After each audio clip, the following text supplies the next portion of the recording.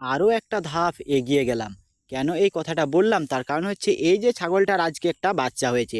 আজ মঙ্গলবার, আজকে এই ছাগলটার একটা বাচ্চা হয়েছে। আমি বাড়িতে ছিলাম না, আমি সকালবেলায় ডাক্তার দেখাতে গিয়েছিলাম। মা আমাকে ফোনে বলেছিল যে ছাগলটার বাচ্চা হয়েছে।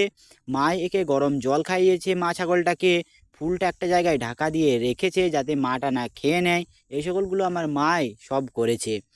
একজন খামারির কাছে যদি ছাগলের বাচ্চা হয় সেই দিনটা অনেক আনন্দের দিন। আমাদের বাড়িতে এখন মোট 6টি ছাগলের বাচ্চা হলো। যে 5টি আগে হয়েছে সেগুলো অনেক বড় হয়ে গেছে। এই বাচ্চাটা আজকে আবার হলো। মা ছাগলটার অনেকটাই দুধ রয়েছে দেখছি। মা প্রথমে দুধ ধরিয়ে দিয়েছিল বাচ্চাটাকে, মোটা যে দুধটা সেটা খেয়েছে বাচ্চাটা। এখন বাচ্চাটা বেশ ফুর্তিতেই রয়েছে। আমি দুপুরবেলায় বাড়ি ফিরেছি, এখন রোদ রয়েছে অনেক, ছাগলগুলো সব রোদেই বাঁধা আছে। একটু পর আমি ছাগলগুলোকে খুলবো।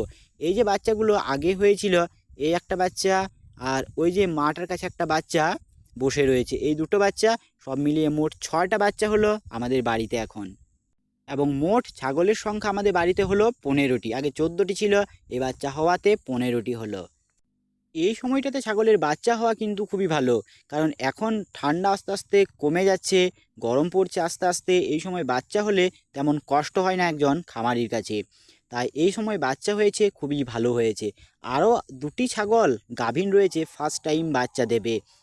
এই বাচ্চাটার নাম রাখাও হয়ে গেছে। এই বাচ্চাটা যেহেতু মঙ্গলবার আজ জন্মেছে, তাই এই বাচ্চাটির নাম রাখা হয়েছে মঙ্গলী। নামটা বেশ ভালোই হয়েছে। আর ওর মাটার নাম হলো পিঙ্কি। আমাদের প্রত্যেকটা ছাগলেরই নাম আছে, সেই নামগুলো আমি পরের একটা ভিডিওতে জানাবো যে প্রত্যেকটা ছাগলের কি নাম আমাদের। ও আর বলতে ভুলে গেছি, এই বাচ্চাটা ফিমেল বাচ্চা হয়েছে। ফিমেল বাচ্চা হয়েছে মানে পাল বাড়লো। পাঁঠা বাচ্চা হলে তো বিক্রি করে দিতে হতো। আর মঙ্গলী যে নামটা রেখেছি, নামটা কেমন হয়েছে তা অবশ্যই কমেন্ট করে জানাবেন। দেখা হচ্ছে নতুন একটা ভিডিওতে, ততক্ষণে ভালো থাকবেন।